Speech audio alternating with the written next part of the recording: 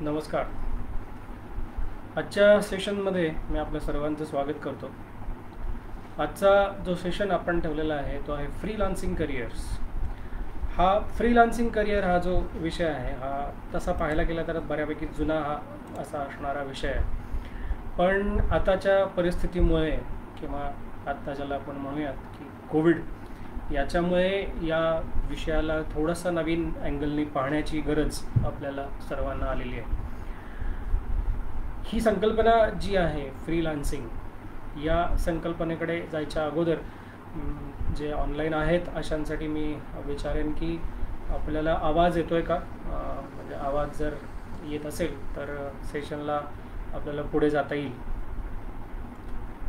जी मंडळी ऑनलाईन आहेत अशांनी सांगावं की त्यांना आवाज येतो आहे, म्हणजे आपल्याला पुढे जाता येईल.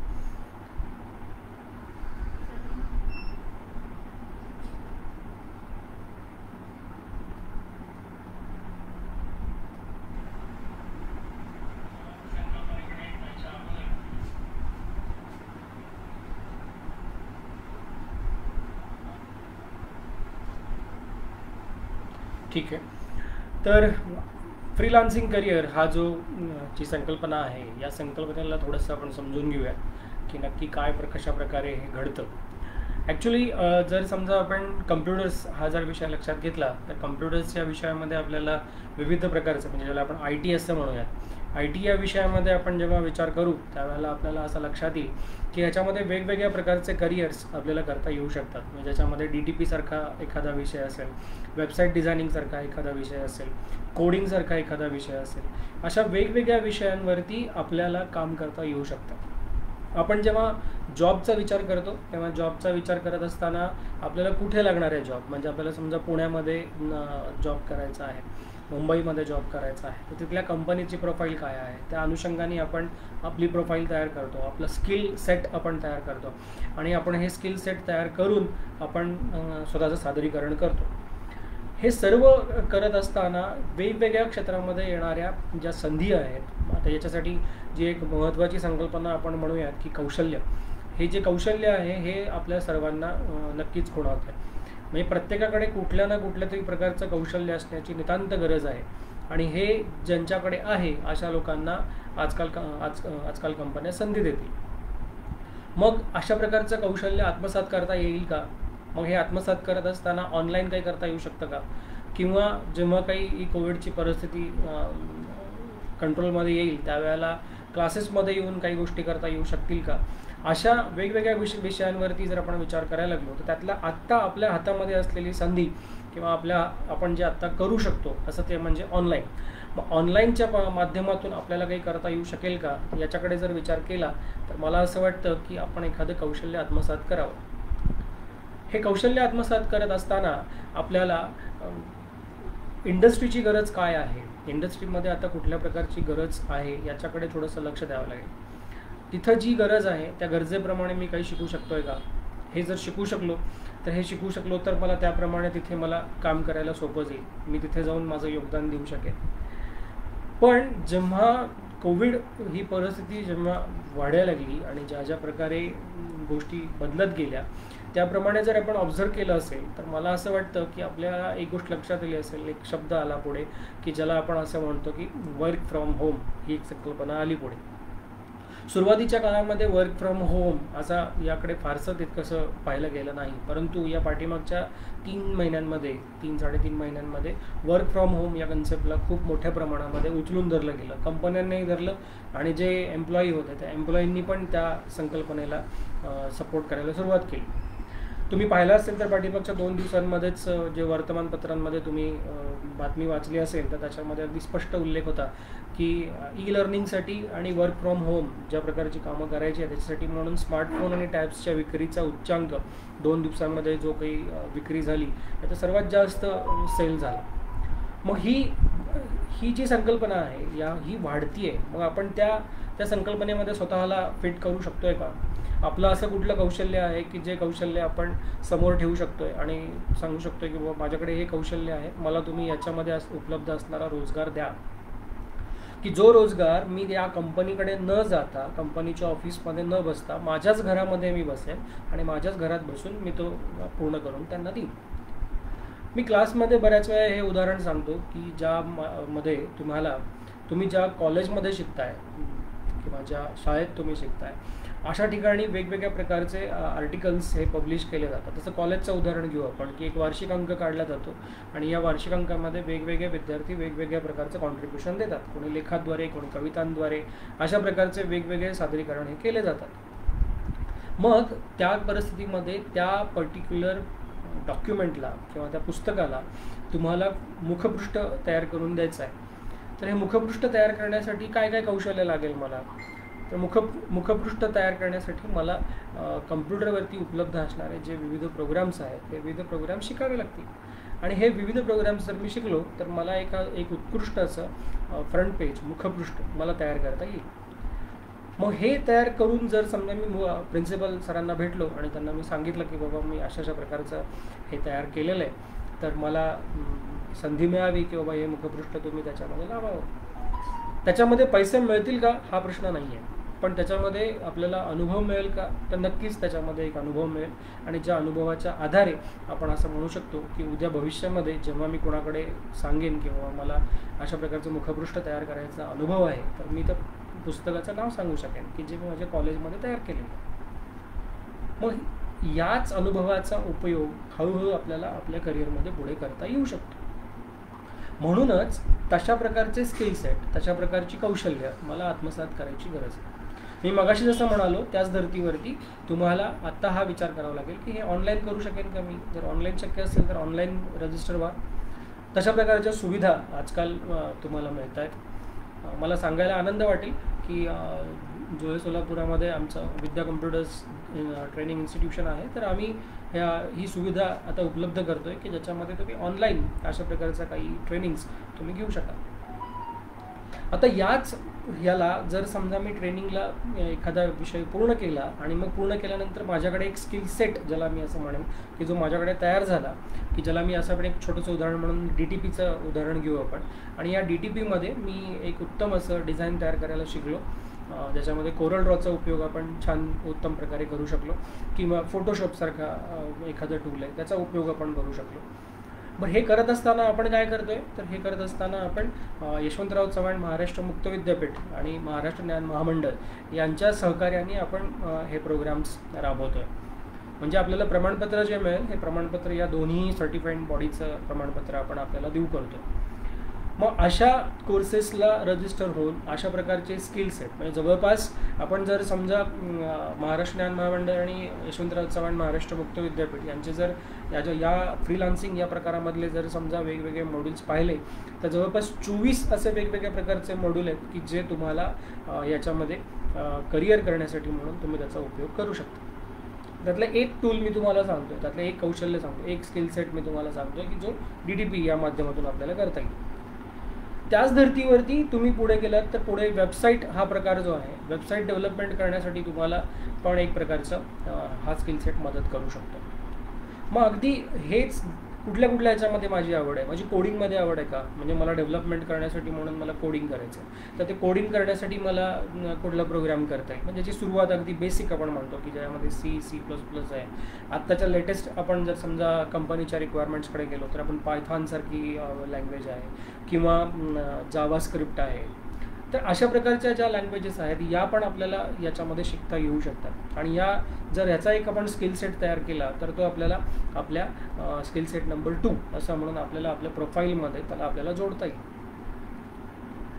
मग आपलं आवड, कंपनीची गरज या दोघांची जर सांगड उत्तम प्रकारे जर घातली तर आपल्याला जॉबसाठी म्हणून पण प्रयत्न करता येऊ शकतो किंवा आत्ताच्याच जर लाटेवरती आपल्याला स्वार व्हायचं असेल तर वर्क फ्रॉम होम या संकल्पनेवरती जरी समजा आपल्याला काम करायचं असलं तरी आपण उत्तम प्रकारे काम करू शकतो. गरज आहे हे स्किल सेट आत्मसात करण्याची. आणि मग हे जर आपल्याला जमलं तर आपल्याला फ्रीलान्सिंग हा जो शब्द आहे हा आपल्याला उत्तम प्रकारे निभावता येऊ शकेल. मग याच्यामध्ये आपल्याला वेगवेगळ्या प्रकारच्या ज्या साईट्स आहेत ज्या तुम्हाला भारतामध्येही मिळतात, भारताबाहेरही मिळतात, या वेगवेगळ्या साईट्सवरती जर तुम्ही गेलात आणि तुमची नोंदणी जर तुम्ही केली आणि तुम्ही सांगितलं की माझ्याकडे हा स्किल सेट आहे, मग तर तुम्ही म्हणाल की नवीन कोर्सच करावा लागेल का, काही रिफ्रेश करण्यासारखं काही आहे का, की बाबा रिफ्रेश करून मला एखादं वर्क फ्रॉम होम काही करता येऊ शकेल. तर हो, नक्कीच करता येऊ शकेल. ज्याच्यामध्ये आपण म्हणूयात की MS ऑफिस आहे. MS ऑफिसमध्ये मला एक्सेल चांगल्या प्रकारे हाताळता येतं आहे, पण थोडंफार मला रिफ्रेश करण्याची गरज आहे. तर मग त्या परिस्थितीमध्ये तुम्ही एक्सेल याचा एखादा छोटा रिफ्रेश करण्याचा जो कोर्स आहे हाही जर तुम्ही केलात, तर एक्सेलमध्ये डेटा एंट्री करून द्यायची असेल तर अशा प्रकारचे सुद्धा मॉड्यूल्स तुम्हाला या फ्रीलान्सिंग या वेबसाईट्सवरती तुम्हाला मिळतात, की ज्याच्यामध्ये तुम्ही घर बसून ती ॲक्टिव्हिटी पूर्ण करू शकता. तिथे तुम्हाला कशा प्रकारचे पेमेंट्स हवे आहेत, तुमची काम करण्याची कपॅसिटी आणि तुम्हाला हवे अपेक्षित असणारे रिझल्ट्स पैशाच्या स्वरूपामध्ये जे हवे आहेत ते तुम्ही कोट करू शकता. आणि तुम्ही ज्या प्रकारे ते कोट कराल, ते कोट केल्याप्रमाणे तुम्हाला त्याचे रिटर्न्स दिले जातात. त्याप्रमाणे त्या वेबसाईटवरती ज्या वेगवेगळ्या प्रकारचे बोली लावलेली असते, त्या बोलींच्या आधारे तुमची लावलेली व्हॅल्यू किती आहे कामासाठीची ती पाहिली जाते आणि त्याप्रमाणे तुम्हाला ते काम अलॉट केलं जातं. मग त्याच्यामध्ये बाकीच्या गोष्टीसुद्धा महत्त्वाच्या असतीलच साहजिकच. त्याच्यामध्ये ॲक्युरसी असेल किंवा तुमचा डिलिव्हरी तुम्ही कधी देताय, किती दिवसात देताय, अशा गोष्टींचा विषय असेल. तर अशा अनेक विषयांच्या आधारे आपण याच्यामध्ये पदार्पण करू शकतो आणि एक उत्तम असं करिअर आपल्याला या फ्रीलान्सिंगमधून आपल्याला मिळवता येऊ शकतं. ही संकल्पना जशी पुढे येते त्याप्रमाणे वेगवेगळ्या प्रकारचे मॉड्यूल्स, वेगवेगळ्या प्रकारचे कोर्सेस हे आपल्याला पाहायला मिळणार आहेत. पण हा सगळा जो काही शब्द आहे किंवा हे सगळं जे काही करिअर आहे, हे सगळं करिअर कुठे घेऊन चाललं आहे, तर हे करिअर एका नवीन इकॉनॉमीकडे घेऊन चाललेलं आहे, ज्या इकॉनॉमीला आपण नवीन शब्द देण्यात आलेला आहे, ज्याला गिग इकॉनॉमी असं म्हटलं जातं. आता ही जी गिग इकॉनॉमी आहे याच्यामध्ये होतं आहे काय, तर याच्यामध्ये वेगवेगळ्या प्रकारचे सेवा देणारे जे आहेत, म्हणजे याच्यामध्ये तुम्ही आता जसं मी तुम्हाला म्हणालो की तुम्ही एक प्रकारचं सेवाच देताय, म्हणजे तुम्ही एखादं डिझाईन तयार करून देताय, तुम्ही एखादी एक्सेल फाईल तयार करून देताय, तर हे जे तुम्ही देताय ती एक प्रकारची सेवा आहे. तर ही सेवा देण्यासाठी म्हणूनचा जो काही तुमचा सर्व्हिस चार्ज आहे, या सर्व्हिस चार्जमधून जे काही फायनान्शियल ट्रान्झॅक्शन्स घडत आहेत, या फायनान्शियल ट्रान्झॅक्शन्सला इकॉनॉमी असा एक शब्द देण्यात आला आहे आणि ज्याच्यामध्ये गिग इकॉनॉमी असं त्याला संबोधलं गेलेलं आहे. साधारणतः भारतात किंवा भारताबाहेर म्हणजे संपूर्ण जगाचा जर आपण विचार केला तर साधारणतः 2 ते 3 अब्ज डॉलर साधारणतः एवढी जागतिक बाजारपेठ याच्यासाठी उपलब्ध आहे. त्याची वार्षिक टक्केवारीचा जर आपण विचार केला तर तो साधारणतः 14% एवढा साधारणतः त्याचा आपण म्हणू की त्याची टक्केवारी आहे. मग जागतिक बाजारपेठेमध्ये जर समजा भारताचं मूल्य आपण जर विचार केला तर ते साधारणतः 1 अब्ज डॉलर एवढं त्याचं मूल्य. आणि मग हे जे गिग इकॉनॉमीमध्ये जे कंट्रीब्यूट करणारे जे काही वर्कर्स आहेत, जे स्किलफुल वर्कर्स आहेत, यांची संख्या जर आपण पाहिली तर साधारणतः भारतामध्ये ही संख्या 15 दशलक्ष एवढी आहे. मी ज्याच्यामध्ये ही सगळी जी काही मंडळी आहे ती कुठल्या ह्याच्यामध्ये काम करतात, तर ही सगळी मंडळी म्हणजे IT असेल किंवा प्रोग्रामिंग असेल किंवा फायनान्स असेल, त्याला वित्त आपण म्हणूयात मराठीमध्ये. दुसरं असेल मानव संसाधन असेल की ज्याच्यामध्ये ह्युमन रिसोर्स असं म्हणू आपण, किंवा डिझाईनसारखा विषय असेल म्हणजे ज्याच्यामध्ये योजना आणि आराखडा तयार करण्यासारखा विषय असेल. तर ह्या सगळ्या विविध क्षेत्रांमध्ये ही मंडळी काम करतात आणि आपलं योगदान देतात. ही संख्या भारतामध्ये किती आहे, तर ती साधारणतः 15 दशलक्ष एवढी साधारणतः ही संख्या आहे. मग आता काय आहे की आपल्याला ह्या सगळ्यांमध्ये जेव्हा आपण काम करतोय त्याच्यामध्ये फक्त असं आहे की भारतामध्ये आपण जर समजा बघितलं तर हरियाणा, मध्य प्रदेश, आंध्र प्रदेश, गुजरात आणि तेलंगणा ही जी राज्य आहेत, या राज्यांमध्ये फ्रीलान्सिंगची संख्या ही सर्वात जास्त आहे आणि सगळ्यात जास्त संधी ज्या काही मिळालेल्या आहेत ही त्या राज्यांमध्ये दिलेल्या आहेत. महाराष्ट्रामध्ये अजून त्या मानाने हा काही ओघ किंवा हा काही ट्रेंड अजून तितका मोठ्या प्रमाणामध्ये रुळलेला नाही आहे. पण असं अपेक्षित आहे की या कोविडच्या परिस्थितीनुसार ज्या प्रकारच्या संधी या उपलब्ध होत आहेत त्या संधींच्या आधारे जर आपण विचार केला तर आफ्टर कोविड काय संधी असू शकतात, तर आफ्टर कोविड याच्यामध्ये महाराष्ट्रामध्ये पण चांगल्या प्रकारचे संधी मिळू शकते. आता हे जेव्हा आपण फ्रीलान्सिंग या विषयाकडे आपण जर चाललो आणि आपल्याला जर समजा वेगवेगळ्या प्रकारच्या संधी आत्मसात करायच्या असतील, स्वीकारायच्या असतील, त्याच्यात फायदे काय आपल्याला मिळू शकतात, त्याच्यातला पहिला जो फायदा आहे ते म्हणजे वेळेचं स्वातंत्र्य. म्हणजे सकाळी 9 ते 5 ही ड्युटी असेल किंवा 9 ते 7 ही ड्युटी असेल तर त्या ड्युटीचं काही त्यामध्ये बंधन राहणार नाही. त्याच्यानंतर तुमच्याकडे जे असलेलं तंत्रज्ञान आहे याच्या श्रेणीमध्ये तुम्हाला सुधारणा करता येऊ शकते. म्हणजे तुम्हाला एखादं स्किल सेट येतोय परंतु तुम्हाला असं वाटलं की ते काम करताना आपल्याला हे येत नाही आहे, तर तुम्ही त्या कालावधीमध्ये काय करू शकता, तर त्यामध्ये श्रेणीमध्ये सुधारणा करू शकता, त्या गोष्टी शिकून घेऊ शकता आणि मग परत पुढे जाऊ शकता. कौशल्य विकास साधता येऊ शकतो आणि मानवी क्षमतांचा पुरेपूर वापर जर समजा याच्यामध्ये केला गेला तर असं उत्तम असं आपल्याला रिझल्ट याच्यामध्ये मिळू शकतो. काही लोक याच्याकडे अदर सोर्स ऑफ इन्कम या प्रकारे पण याच्याकडे काही लोक पाहत आहेत. म्हणजे ज्यांच्याकडे उत्तम स्किल सेट आहे, ज्यांच्याकडे जे ऑलरेडी कुठेतरी जॉब करत आहेत परंतु त्यांना अजून एक ॲडिशनल सोर्स ऑफ इन्कमची गरज आहे, अशी लोकंसुद्धा ह्या गिग इकॉनॉमीकडे किंवा या फ्रीलान्सिंग या विषयाकडे पाहत आहेत. मग आता जेव्हा ही संख्या वाढतीये किंवा या प्रकारचं जे सगळ्या ऑपॉर्च्युनिटीज तुमच्यापर्यंत येत आहेत, हे करत असताना आपल्याला असं दिसतंय, म्हणजे साधारणतः जो सर्वे केला जातो त्या सर्वेमध्ये आपल्याला असं दिसतं की सध्या नोकरींची संख्या जी आहे ती फारशी काही उपलब्ध नाही आहे, किंवा जो कौशल्य स्किल सेट एखाद्या व्यक्तीकडे आहे त्याच्या स्किल सेटच्या अनुषंगाने त्याला अपॉर्च्युनिटीज नाही. मग त्या परिस्थितीमध्ये जर समजा आपण असा विचार केला की आपल्या व्यवसायामध्ये काही बदल आणले आणि मग फ्रीलान्सिंग या विषयाकडे आपण जर पाहिलं तर मात्र ती संख्या वाढताना आपल्याला दिसते. पण ज्याच्यामध्ये आर्टिफिशियल इंटेलिजन्स सारखा एखादा विषय आहे की ज्याच्यामध्ये ॲटोमेशनची गरज पडू शकते, त्याच्यामुळे नवीन जॉब प्रोफाईल आपल्याला त्या ठिकाणी तयार होताना दिसते. आता सगळा हा खेळ जो काही आपण बघतोय हा पूर्णपणे आर्टिफिशियल इंटेलिजन्स म्हणजे काय की तो जो डेटा शेअर केला जातो त्याच्यावरतीच ही सगळी संकल्पना चालते आणि त्या संकल्पनेवरतीच आजकाल वेगवेगळ्या प्रकारचे चमत्कार, म्हणजे ज्याला आपण कृत्रिम बुद्धिमत्ता असं आपण म्हणतोय, ह्या वेगवेगळ्या प्रकारचे चमत्कार आपल्याला पाहायला मिळणार आहेत. नक्कीच म्हणजे या पुढच्या काही पिरियडमध्ये आपल्याला हे पाहायला पण मिळणार आहे. मग हे जे करतोय आपण याच्यामध्ये वेगवेगळ्या प्रकारच्या पदांवरती काम करणं आणि मग आपल्या कौशल्याच्या आधारावरती वेगवेगळ्या प्रतिभा आपण आत्मसात करायच्या आणि मग वेगवेगळ्या प्रोजेक्ट्सवरती काम करत पुढे जायचं, अशा प्रकारची संकल्पना साधारणतः रुजताना आपल्याला पाहायला मिळते. मग याच धर्तीवरती तुम्ही सर्वांनी विचार करावा असं आजचा या सेशनचा उद्देश आहे की तुम्हाला तुमच्या आवडीनुसार तुमचं करिअर निवडावं आणि त्या दृष्टिकोनातून स्किल सेट्स घ्यावेत आणि हे स्किल सेट्स घेत असताना आमची जी संस्था आहे ही तुम्हाला याच्यामध्ये नक्कीच मदत करेल.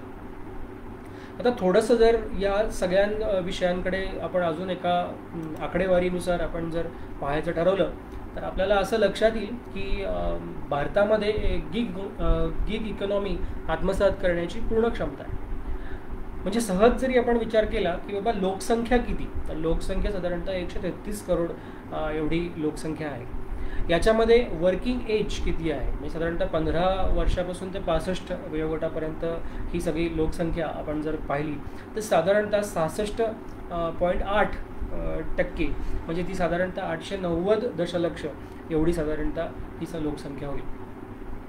बरं, ही सगळीच मंडळी काम करतील असं नाही, त्यामुळे त्या लोकसंख्येतील त्यातला 51% अशी जर समजा लोकसंख्या आपण बाजूला काढली तर साधारणतः 461 दशलक्ष एवढी मंडळी काय करतील की कामगार शक्ती असं आपण त्याला म्हणूया की ही आपल्या हातांना त्यांच्याकडील कौशल्यानुसार काम करण्याची संधी साठी म्हणून प्रयत्न करते.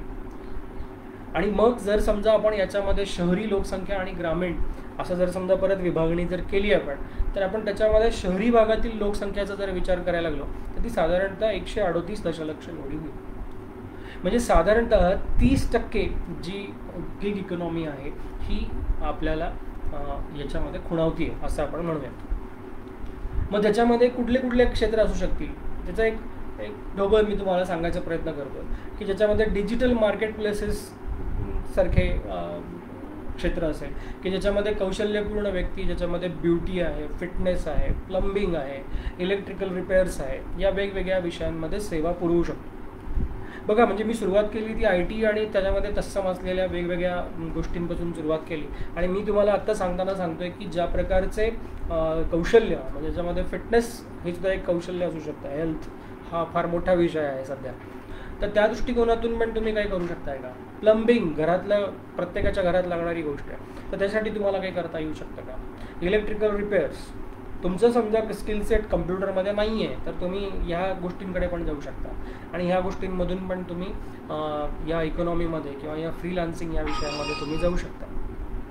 वेगवेगळ्या प्रकारचे म्हणजे फ्रीलान्सर किंवा freelancing.in नावाची एक वेबसाईट आहे. त्या वेबसाईटला जर तुम्ही गेलात तर तुम्हाला तिथेसुद्धा या प्रकारचे काय म्हणू आपण त्याला, वेगवेगळ्या प्रकारचे करिअर्स तुम्हाला तिथे पाहायला मिळतील. तुम्ही तिथे रजिस्टर करू शकता तुमच्या ह्याच्यामध्ये. अपवर्क नावाची एक साईट आहे, त्या साईटवरती तुम्ही रजिस्ट्रेशन करू शकता. किंवा अर्बन क्लॅबसारखी एखादी साईट आहे, care.com नावाची साईट आहे, हाऊस जॉय नावाची साईट आहे, किंवा हेल्पर नावाची एक साईट आहे. याच्यामध्ये तुम्ही डिजिटल मार्केट प्लेसेस या प्रकारामध्ये तुम्ही इथे जाऊ शकता. सर्व्हिस लिस्टिंग या प्रकारामध्ये पण तुम्हाला तुमची सर्व्हिस देता येऊ शकतं. खूप मोठं आणि उत्तम असं क्षेत्र आहे, उत्तम पैसे देणारं क्षेत्र आहे. त्याच्यामध्ये सर्व्हिस लिस्टिंगमध्ये तुम्ही जाऊ शकता. ज्याच्यामध्ये सेवा देणारे आणि सेवा घेणारे या प्रकारामध्ये तुम्हाला येतं. त्यामध्ये ट्रूलान्सर नावाची एक साईट आहे, त्या साईटला तुम्ही भेट देऊन बघा. आणि हे सगळं करत असताना मी जर समजा कम्प्युटर्स या विषयाला जर समजा थोडंसं पुढेच नेलं, तर मी तुम्हाला असं म्हणेन की महाराष्ट्र ज्ञान महामंडळाने सुद्धा एक सेपरेट फंड हा फ्रीलान्सिंग या विषयाला प्रोत्साहन देण्यासाठी म्हणून ठेवलेला आहे. म्हणजे जे विद्यार्थी वेगवेगळ्या प्रकारच्या 24 कोर्सेस, ज्यांचे वेगवेगळ्या प्रकारचे क्षेत्र ज्याच्यामध्ये उपलब्ध आहेत, ह्या वेगवेगळ्या क्षेत्रांना जेव्हा हे विद्यार्थी येतील आणि स्किल सेट आत्मसात करण्यासाठी पुढे येतील, तेव्हा त्यांना याच्यामध्ये काय संधी उपलब्ध होऊ शकतात याच्यासाठी महाराष्ट्र ज्ञान महामंडळाने सुद्धा उत्तम अशी सोय करून ठेवलेली आहे. तर त्यामुळे तिथून पण तुम्हाला वेगवेगळ्या प्रकारचे ज्याला म्हणू आपण की करिअर्स हे तुम्हाला त्याच्यामध्ये मिळू शकते. तर असा आपला हा आजचा एक विषय होता फ्रीलान्सिंगचा, किंवा ज्याच्यामध्ये आपण असं म्हणूयात की गिग इकॉनॉमी हा जो विषय जो पुढे येतो आहे, जी संकल्पना पुढे येते, या संकल्पनेसाठी आज तुमच्या सर्वांशी मी संवाद साधलेला आहे. तर या गिग इकॉनॉमीमध्ये आपल्याला जर स्वतःला सिद्ध करायचं असेल, स्वतःला जर समजा याच्यामध्ये काही योगदान द्यायचं असेल आणि स्वतःला काही करिअर घडवण्याची जर समजा इच्छा असेल, तर नक्कीच तुम्हाला विद्या कम्प्युटर्स, जो आहे सोलापुरातील विद्या कम्प्युटर्स आपल्या सर्वांना या याच्यामध्ये नक्कीच मदत करेल. आपल्याला फक्त काय करायचं आहे, तर आपली जर याच्यामध्ये इच्छा आहे तर आमचं हे जे पेज आहे विद्या कम्प्युटर्सचं, या पेजवरती तुम्ही मेसेज करू शकता आणि मेसेज करून तुमचा इंटरेस्ट तुम्ही आम्हाला कळवू शकता. त्याप्रमाणे आम्ही तुम्हाला संपर्क करू आणि संपर्क करून आपल्याला पुढील जी काही वाटचाल आहे, पुढे जे काही करिअर आपल्याला करायचं आहे त्याच्यावरती आम्ही तुम्हाला मार्गदर्शन करू शकतो. जे काही लाईव्ह टेलिकास्ट आपण करतो आहे, हे लाईव्ह टेलिकास्ट करत असताना या माध्यमातून, या विद्या कम्प्युटर्सचं जे पेज आहे, या पेजच्या माध्यमातून यापुढे आपल्याला हे लाईव्ह टेलिकास्ट पाहायला मिळतील. जे संस्थेशी संबंधित असतील ते तुम्हाला या पेजवरून पाहायला मिळणार आहे. त्यामुळे आज ज्या मंडळींनी या पेजला व्हिजिट केलेली आहे त्यांनी आमच्या या पेजला लाईक करावं. त्यांना अपडेट्स मिळत राहतील, त्यांना मेसेजेस मिळत राहतील की बाबा पुढचा लाईव्ह टेलिकास्ट कधी आहे, कुठल्या विषयांवरती आहे, याच्याबद्दल त्यांना त्याच्यातून मिळत राहील माहिती. आणि सोबतच दुसरी एक अशी एक अनाऊन्समेंट होती की ज्याच्यामध्ये ज्यांना इच्छा आहे ऑनलाईन शिकण्याची, अशा सर्व इच्छुकांना, सर्व विद्यार्थ्यांना किंवा प्रोफेशनल्स असतील तर प्रोफेशनल्सना मी आवाहन करेन की ह्याच पेजवरती आपण मेसेज करू शकता. व्हॉट्सअपसुद्धा तुम्ही याच पेजवरनं करू शकता आणि तुम्ही आम्हाला कळवावं की बाबा तुम्हाला या विषयावरती मार्गदर्शनाची गरज आहे. तर तशा प्रकारचे वेबिनार्ससुद्धा आपण अरेंज करतो. वेगवेगळ्या प्रकारचे वेबिनार्स आपण या ऑनलाईन ट्रेनिंगच्या माध्यमातून अरेंज करत आहोत. तर आपली जी काही अडचण असेल, म्हणजे आपल्याला MS ऑफिसमध्ये काही गायडन्सची गरज वाटत असेल तर MS ऑफिस असेल, किंवा आपल्याला वाटत असेल की C प्रोग्रॅमिंगमध्ये काही अडचण आहे, किंवा DTP सारखा एखादा विषय की जो तुम्ही करू शकताय आणि तुम्हाला वाटते की याच्यात ट्रेनिंग मला असिस्टंटची गरज आहे, तर आपण तसे छोटे छोटे मॉड्यूल्स आपण वेबिनारच्या माध्यमातून कंडक्ट करू शकतो. फक्त आपल्याला तुम्हाला सर्वांना एकच विनंती आहे की या पेजवरील व्हॉट्सअप मेसेज हा जो पर्याय आहे या पर्यायाचा वापर करा आणि आपला इंटरेस्ट आमच्यापर्यंत पोहोचवा, की जेणेकरून आम्ही अशा प्रकारचे वेगवेगळे जे काही वेबिनार्स आहेत, ऑनलाईन ट्रेनिंग सेशन्सचे आहेत, हे आम्ही याचं आयोजन करू शकू आणि या माध्यमातून आपल्यापर्यंत नवीन संकल्पना, ज्याला आपण असं म्हणू फार तर की सोलापुरामध्ये अशा प्रकारचे ऑनलाईन ट्रेनिंग देणारी एक अग्रगण्य म्हणून मी पुढाकार घेणारी पहिलीच संस्था विद्या कम्प्युटर्स आपल्यापर्यंत घेऊन यायला मला नक्कीच आवडेल. आजच्या सेशनला आपण सर्वांनी उपस्थिती दर्शवली. आपण आजच्या सेशनमध्ये आपण लाईव्ह आलात आणि आजच्या सेशनला आपण अटेंड केलं, त्यासाठी मी आपल्या सर्वांचे आभार व्यक्त करतो आणि आजचा आपला जो सेशन आहे तो मी या ठिकाणी थांबवतो. जर आपल्याला काही अडचणी असतील, जे लाईव्ह बघतायत अशा मंडळींना विनंती की त्यांनी कमेंट करावी. काही अडचण असेल तर मी नक्कीच सांगेन. जे नंतर हा सेशन बघणार आहेत अशांनासुद्धा विनंती की तुम्ही कमेंट्समध्ये तुमचे प्रश्न टाका आणि ते नक्कीच मी त्या प्रश्नाची उत्तरं देईन, किंवा मगाशी म्हणाल्याप्रमाणे या पेजवरती व्हॉट्सअप मेसेज हा एक पर्याय आहे, त्या मेसेज पर्यायाचा वापर करा आणि आपल्या अडचणी माझ्यापर्यंत पोहोचवा. मी नक्कीच त्या सर्व प्रश्नांना उत्तरं देईन. धन्यवाद.